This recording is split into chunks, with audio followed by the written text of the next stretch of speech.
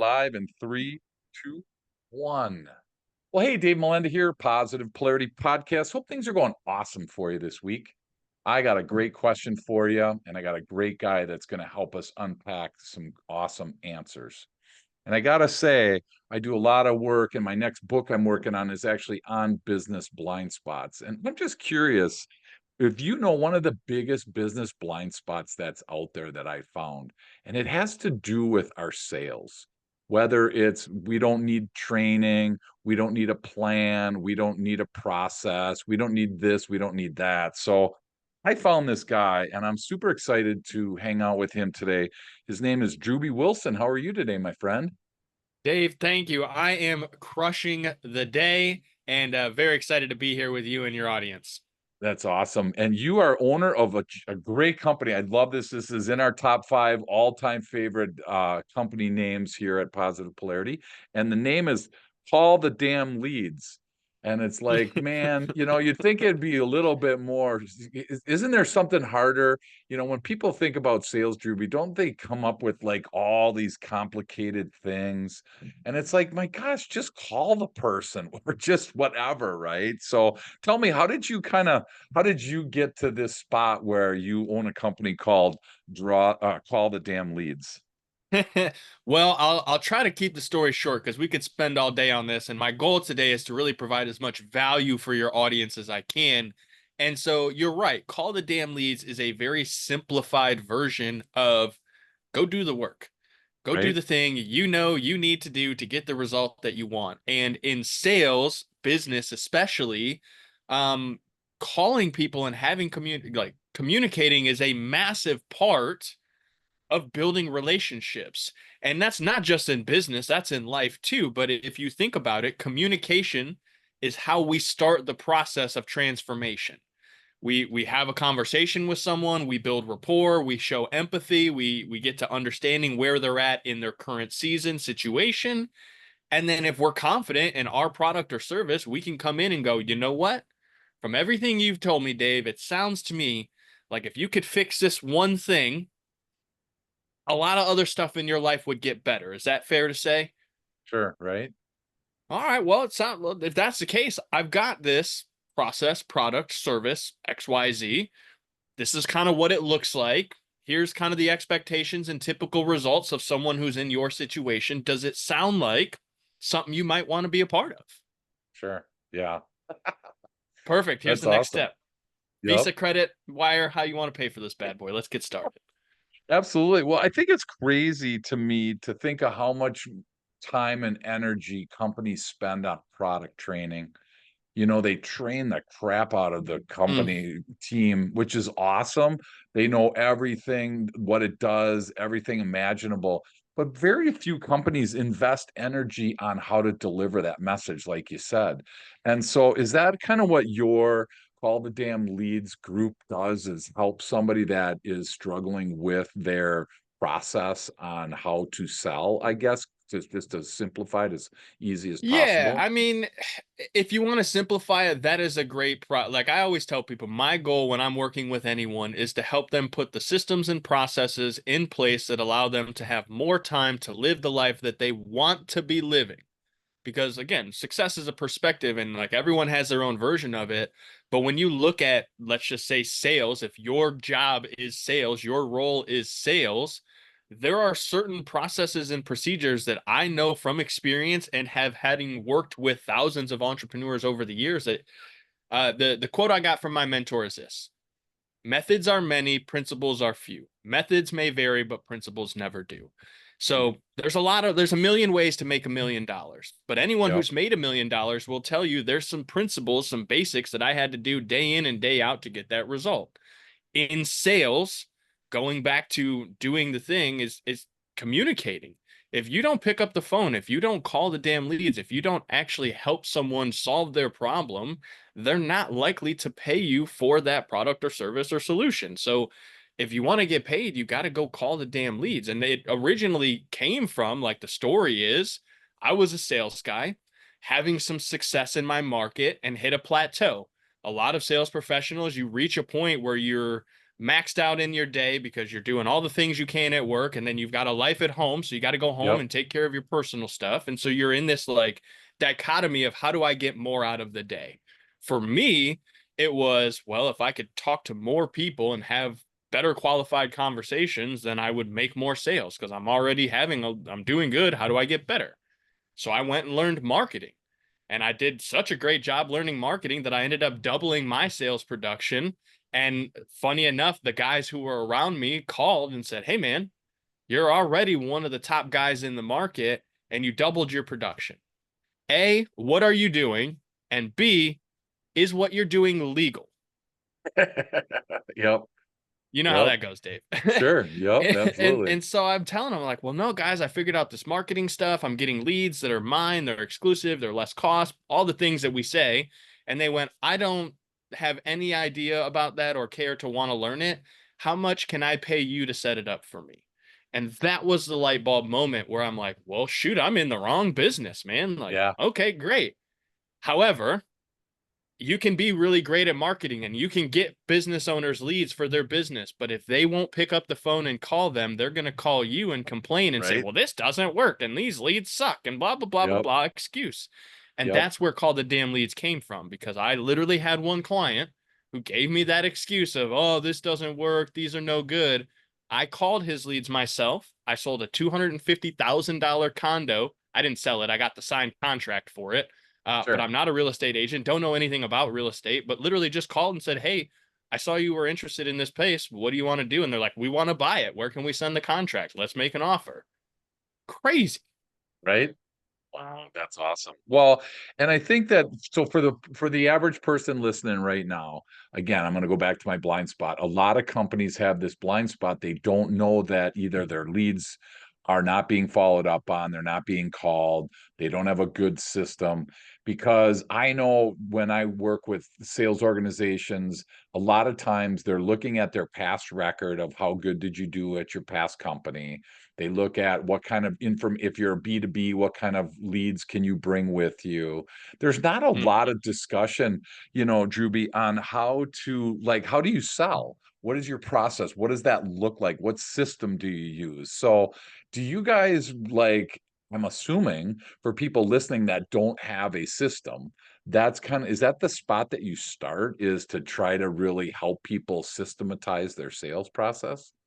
Yeah, and you're absolutely right. I think what happens is a lot of people base future success on past experience. And to an extent, you can do that, right? But in order to do that, you have to have something to measure against. And Yeah. what most people don't have is a base measurement. They don't have like a metric that they work from every single day. In jargon, it's a KPI, a key performance indicator. Most people don't have that. So Yeah. where I typically start is, well, if you're in sales, all right, where are you spending your time? What are you doing with that time? And how many calls a day are you making? Well, I don't know. All right, let's start there, because my process, and this is a formula I've given away in my book and people have paid me thousands and thousands of dollars for over the years, but like I'll give it away for free because this is what I know. It's a process that works. And it's like this. If you want to be successful in sales, you're probably going to work 20 to 22 days a month, maybe 25, because you work a couple Saturdays, whatever. Sure. Of those days, you are looking to do this: 100 outbound contact attempts means you're trying to reach 100 different people to start a conversation. Of those 100 attempts, your goal is to have 10 serious conversations. And when I say a serious conversation, that means you've gone through your rapport building process, you've pre-qualified by asking all of the questions you need to know, and I'm going to go through Mhm. that process in a second. And then you've decided these are a good like this is a good fit to work with us, and you make them an offer, meaning, hey, we know you're a good fit, here's what the next step needs to look like. And of those 10 serious conversations, ideally you close 20% and you get two deals out of it. Yeah. Now, the average listener is going 100 calls a day and 10 conversations. Like, oh my gosh, I don't know. But you and I know that anyone who's had any level of success thinks that's not a lot of action and opportunity. Like, output equals input. But Yeah. here's what I look at: in any given day, if I've gotten 2 out of 3 of those metrics, maybe I've made 100 calls and had 10 conversations, but I didn't close anything.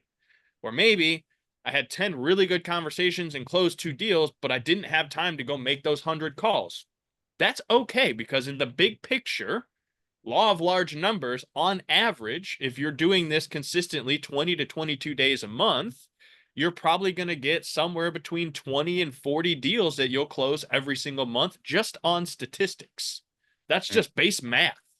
sure. But the problem is most people aren't doing that consistently. They don't have a process in which they're measuring how many calls did we make? How many conversations did we have? How many Yeah, deals did we close? That one they know because they're looking at their commissions, but it's what led up to that deal closing that they missed the metric on. And I think that alone would help a lot of people. sure.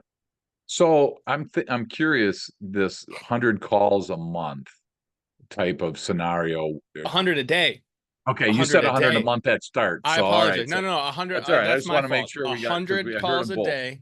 Yeah, 100 yeah. calls a day. 100 a Okay. day. 10 serious conversations, 2 closed deals. What I'm saying is that within the month, if Sure. you do this every day for 20 Gotcha. days, you're going to Okay. have made 2,000 calls, had 200 conversations, hopefully closed 20 deals on the low end. Gotcha. Gotcha. And this is really, I mean, this is kind of in a B2B scenario. Does it in business to business? B2B, Does this work B2C, every business C? Okay. scenario. Yep. Okay. So, and for people that aren't used to that type of rigor because, they're, mediocre and they're just getting by and, I mean, I know plenty of people that schedule on their calendar, I'm going to make calls from 8 a.m. to 9 a.m. And then 8 a.m. shows up and something else comes up. And before you know it, the day gets by and they didn't do it, right? So Yep. do you advocate throwing this on your calendar? I mean, how do you make people not make, but how do you get people to like stick to this? Because I'm hearing all over the world right now, Drewbie, I'm hearing people going, "Oh my gosh, I couldn't do that. I can't do that," blah blah blah. How do you combat that or what do you say to that type of person? So in that situation, typically the conversation that I'm having is you're in this job because you want to make more money. And that money is a tool or a resource that you're using to do all the other things in your life that you care about. Your family, your relationships, the material stuff, like I'm whatever your thing is or multiple things, you're using that money as a tool and a resource. Sure. We all know how to get more money. The thing that people need to realize is that their time, energy, and effort are the real resources in which they cannot buy more of. They cannot win in a poker tournament, and nobody gets a box of on Christmas morning. Sure. And so the way that I like to get people to rethink this is let's look at the value of your time as an asset, something that you actually invest. Because most people know, hey, if I can put $1 in and get $1.50 back, I would do that all day long. Yep. Awesome. That's great. That's good that you have that awareness. Let's look at your time as an asset. And here's how I get people to quantify it. Let's say you were an average human being. Like you said, you're just kind of getting by. You know that you want more, but you haven't taken that next step. You probably work 2,000 hours every single year because you work 40 hours a week, 50 weeks a year. You take your 2-week vacation. Maybe you take some time off. Maybe you don't, whatever. But you get your vacation time. So you work 2,000 Yep. hours a year. If you add up all the money that you made last year, your main job, your side hustles that you're doing when you're not at your actual job, because remember, you're putting time, energy, and effort into those. Maybe you have one of those websites where you share pictures of yourself that you don't tell everybody about. I'm not judging. I'm just saying, whatever you're putting your time, energy, and effort into, you need to Sure. quantify that. So all that Yep. money that you made, add it up. The simple math is this: if you made $100,000 last year, which is kind of most people's goal number, like if I could just make 100 grand, I would be Yeah. set. Here's Sure. the sick math: if you made 100 grand and worked 2,000 hours, you're worth $50 an hour. Okay. For those of us who grew up in the streets thinking the most we're ever going to make is between $10 and $15 an hour doing grunt labor, 50 Yep. bucks sounds pretty good. Right. But Dave, if I put on a black cape and I knocked on your door and I said, "Congratulations, my name is Death. Dave, I know that you give away your time for 50 bucks an hour. Here's 50 bucks. I need you to come with me. P.S. You only have 24 hours left to live." Mm, What's your likely response going to look like? yeah. No work. You're not going to trade an hour of the last 24 hours you have for $50. You just Yep, won't. absolutely. Yep. Caveat, there may be a number where you go, I don't know, for that much money, $1 million, I'll do whatever you need for the next hour, man. Because that Sure. money, I can do amazing things. It's a tool, it's a Sure. resource.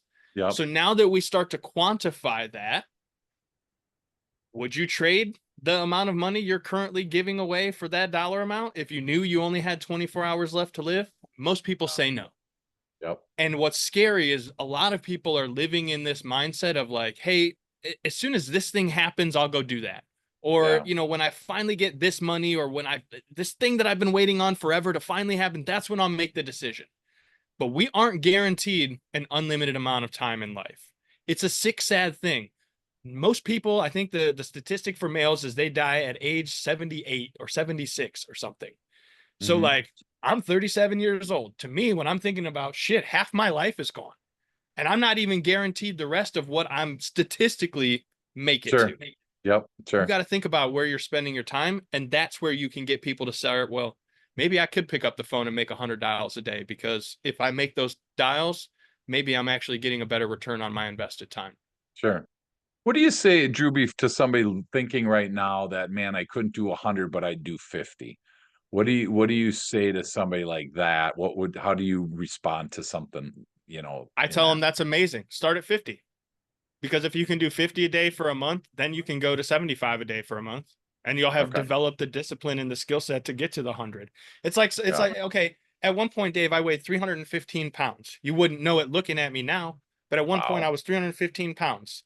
And you know what it took to get to being where I am now, where I'm about 205 to 210 depending on how many tacos I've eaten this week? It was me getting up and going for a walk every day for 45 minutes. My wife tried to get me to go and work out for years. And I said, no, I've Sure. got to go to the gym. It has to be in this specific process, this specific way. And I Sure. put it off forever. Within 3 months of getting up and going for a walk every day, I had slimmed down. I had lost weight. I had been making more money. I was more focused, and I had more things going on in my life. You don't have to go all the way in. Start Sure. small and work your way up. That's what I Gotcha. would say to the person who says, I could do 50. Great. Let's do 50. Start there. Yeah. No, that's a great thought process, because I don't know about you, Ruby, but I'm like black and white in my thinking. So when you said 100, I'm like, if I can't do 100, then I'm not even going to try, right? Because there's this black and white thought. So I love the fact that, you know what? I don't care if it's 10. I don't. It's 10 more than you did today. If you do 10 calls tomorrow, that's 10 more than you did today. 50 in a week, whatever your number is. I think that's awesome. To kind of really help people. So we're going to take a quick break. And when we come back, I want to talk about your crush the day, because I love that mindset. And I feel like there's a bunch of people listening, here at Drewbie, that's going to appreciate that. So we'll be right back.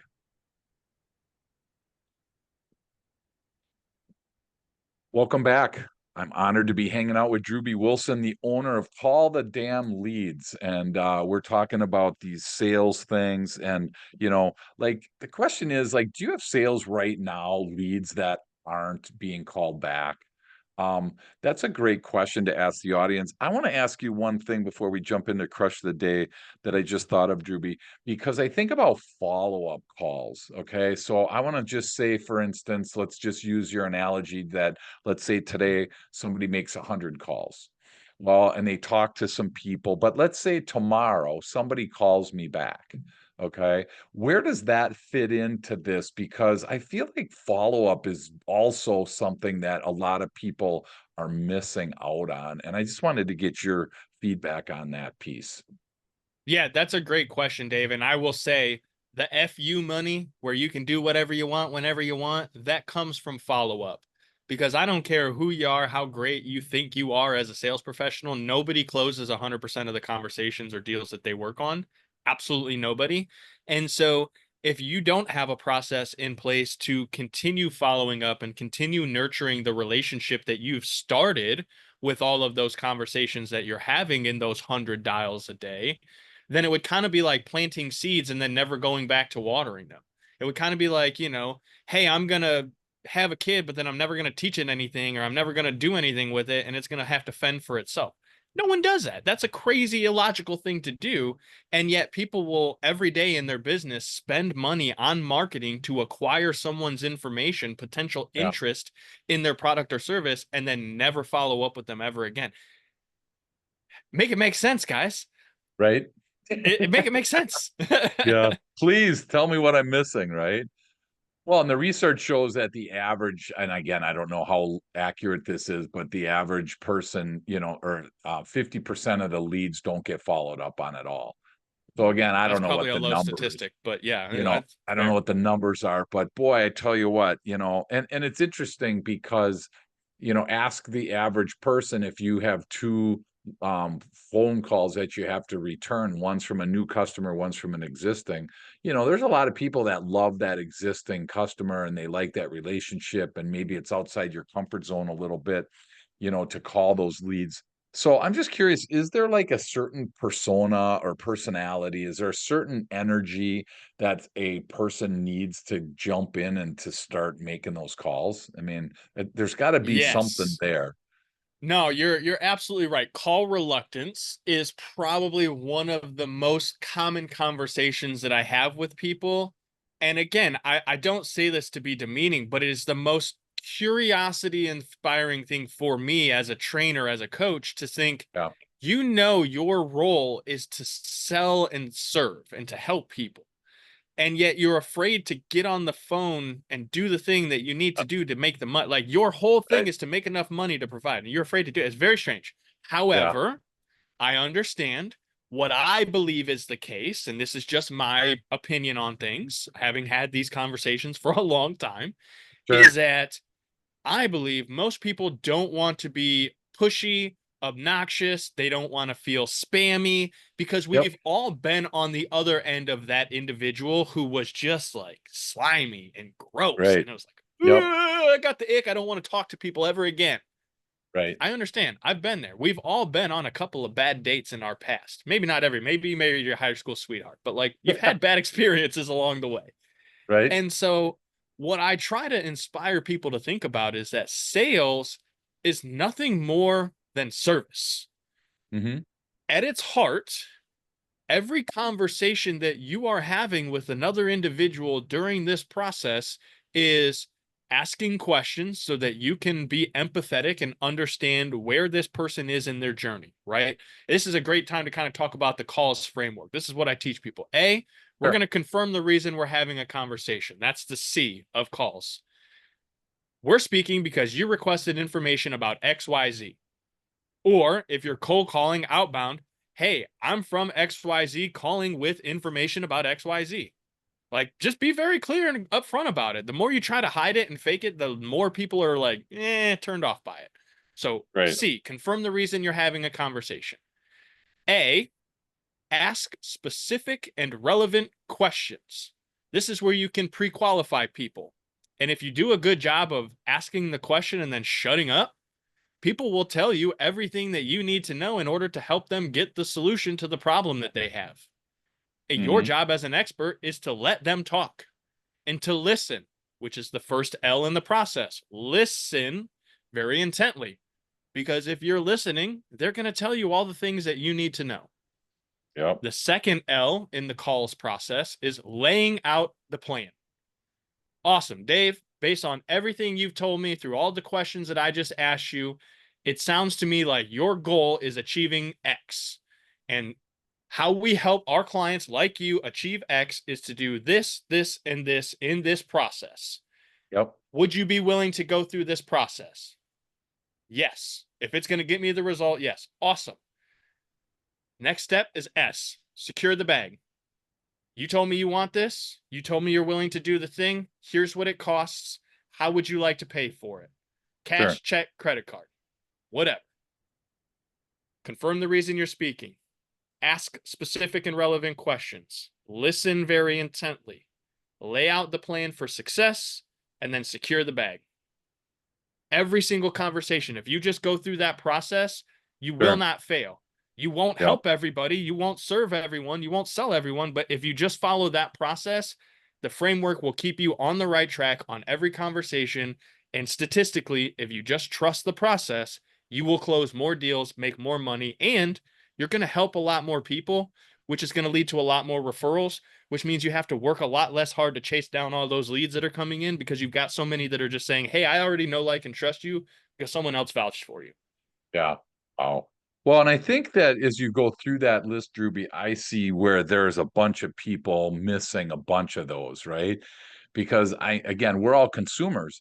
So we can kind of look at this from the other side where someone's tried to sell us, whether all they've done is tried to talk, I can't stand when there's salespeople that just talk. All they do is they're talking 80 to 90% of the time. They're puking out every product feature that's known on this particular product.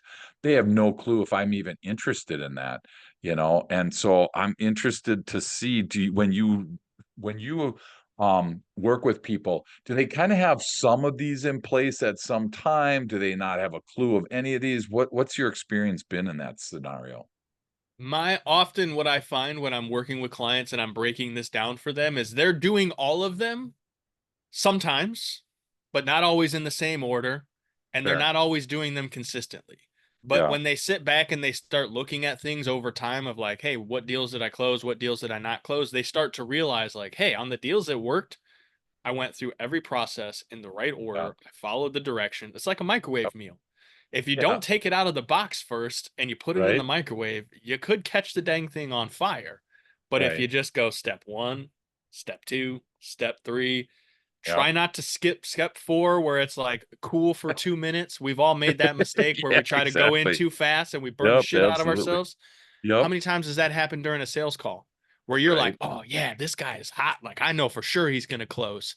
And then you go to Yeah. ask for it and they hit you with an objection or they immediately back up and all rapport is lost because you made the assumption that they were at that point, but you didn't follow the process and you didn't wait that 2 minutes. So you Yeah. burnt the shit out of yourself. Fair. Wow. Well, and I have my opinion, but I want to ask your opinion. Which of these do you feel is missed the most? I think it's two pieces, the asking questions and listening intently. I think Really? people forget to ask questions. I think they just want Okay. to steamroll through the conversation and the script to get to the end of Okay. it, and then that's all Okay. they want to do. Gotcha. Wow. I was thinking that I see so like for me again as a consumer, so many times people they give me a bunch of information and they never ask, they never secure anything.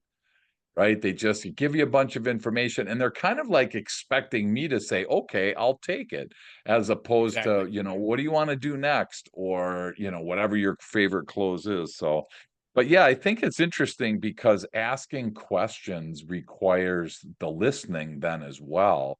And we do a ton of training on listening skills. And I love talking to people about it because so many people have this, what I have is about halfway through the conversation, I start to like formulate my response before I'm even done listening.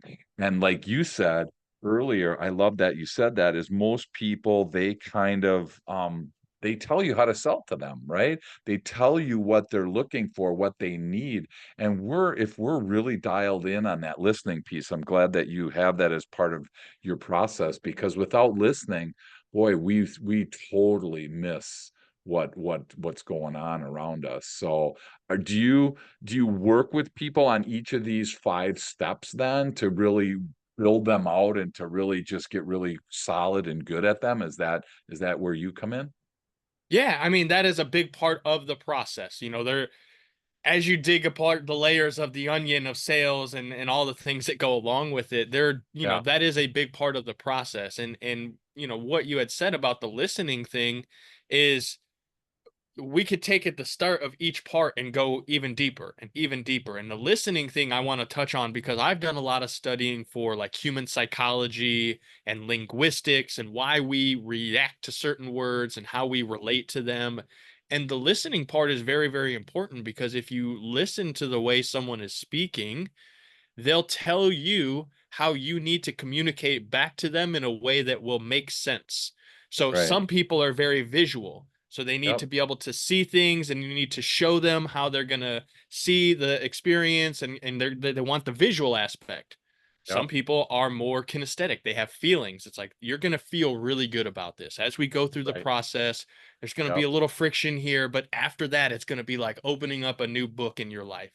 If you dig into that part and you understand how they communicate because you're listening to them and the words that they're using and you're repeating the words back to them that they're using, that level of trust starts to like just skyrocket.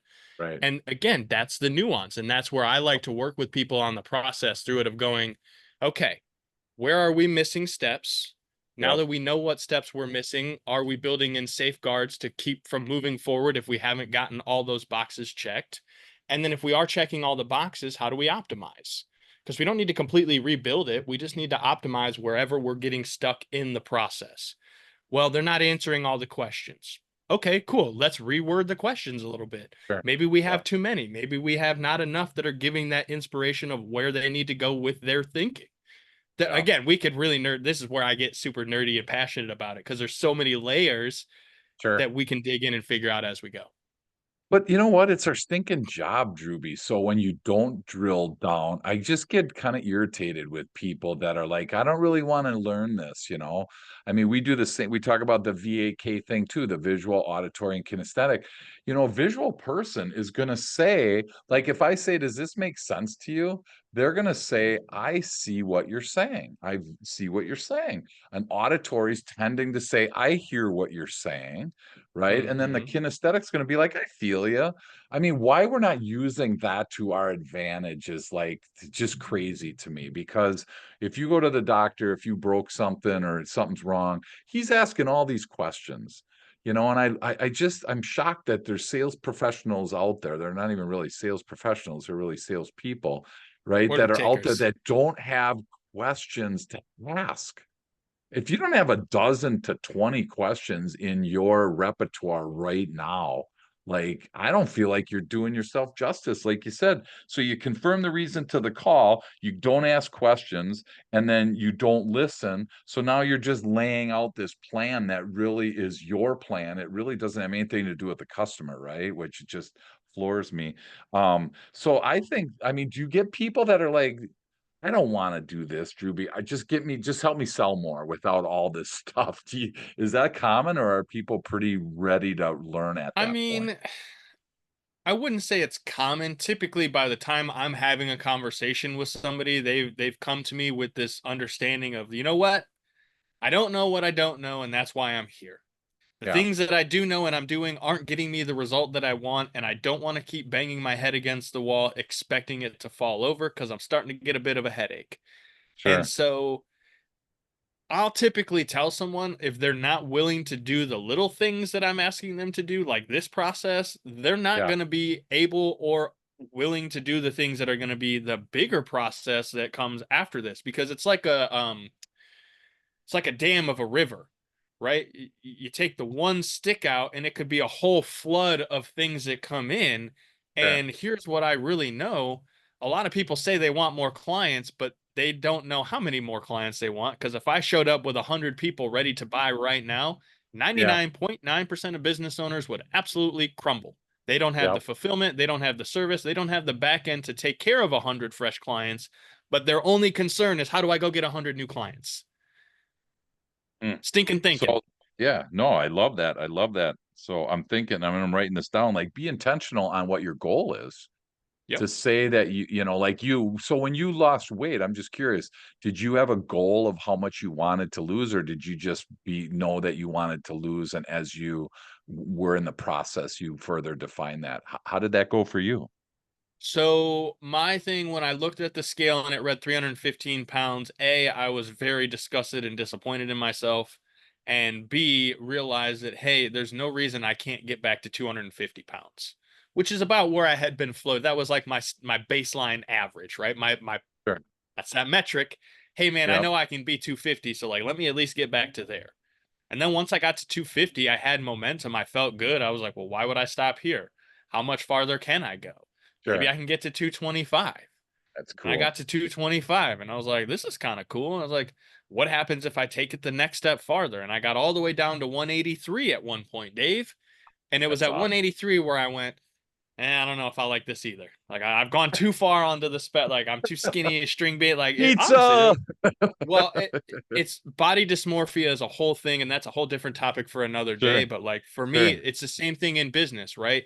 You set a goal, you hit the goal. Now you have to decide, is this going to be like where I stay forever, or am I going to Yeah, reset the goal line? Am I going to try to do more, knowing that if I could do it once, maybe I can do it twice, maybe I can do it 4 times. And for me, yeah, the weight loss was one. In sales, it was like, hey, can I get to making 100,000 in sales in a month? Great, I did that. Okay, cool. How do I get to 250? How do I get to 500? Can I do 1 million? Then I did yeah, $1 million in sales in a month, and I was like, holy moly! Now can I do yeah. 10 million? Maybe. We won't know until we Right? get there, but we're gonna try. Sure. Yeah.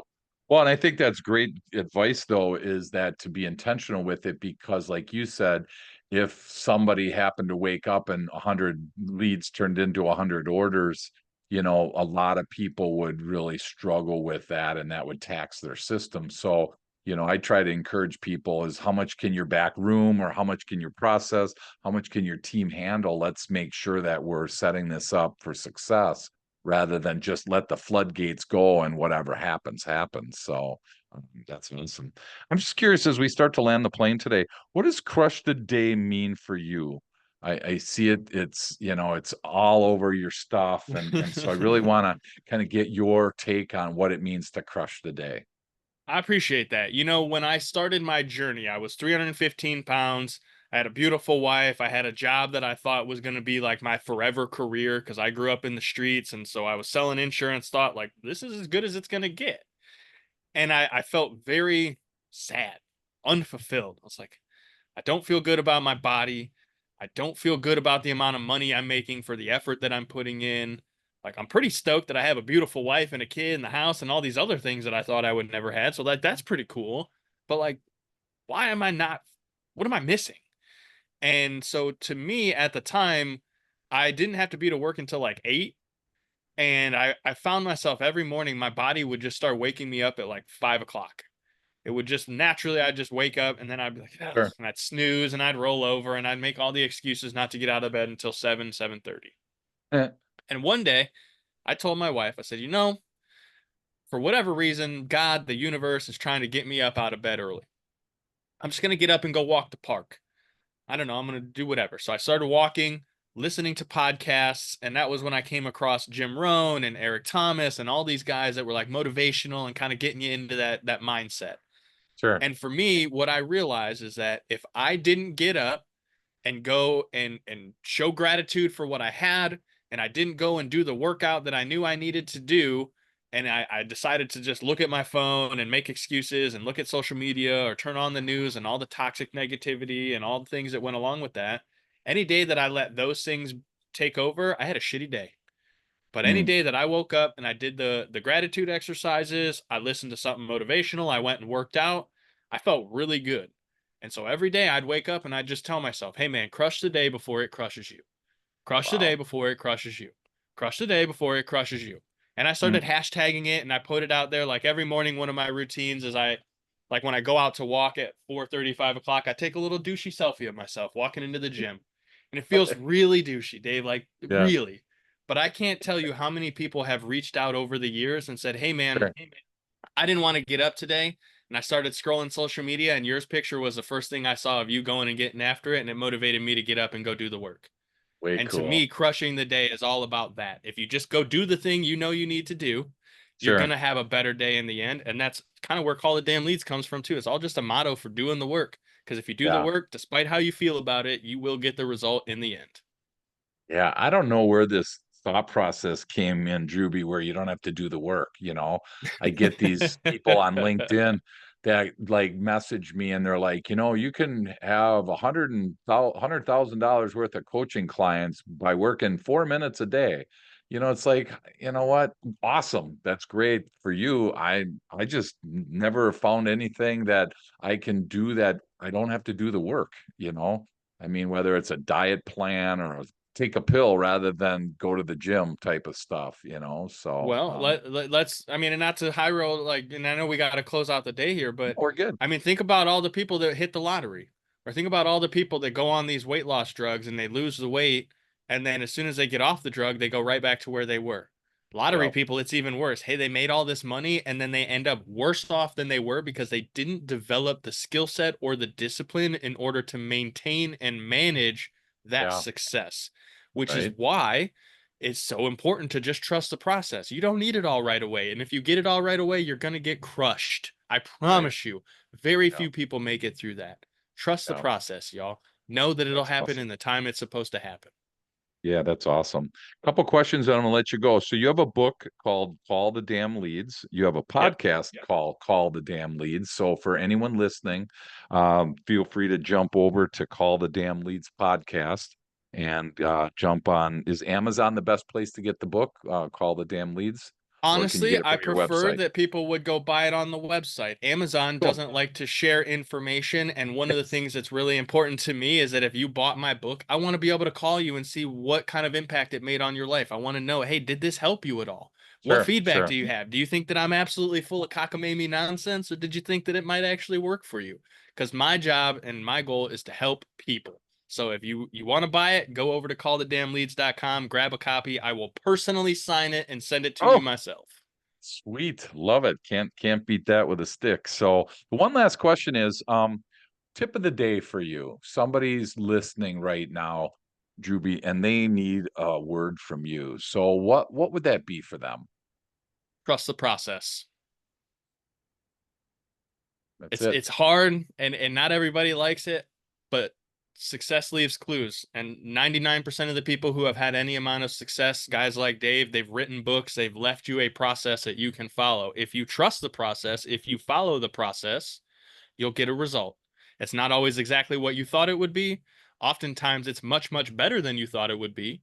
But it all starts with doing the work and trusting the process. So follow guys like Dave, read their books, listen to what they're saying because they've already given you the process. You just have to trust it. So most people were hoping for a shortcut, Drewbie. I'm just gonna say that most Sorry, people, guys. right? There is no No, and it's shortcut. like I know, I exactly. It's like there isn't one.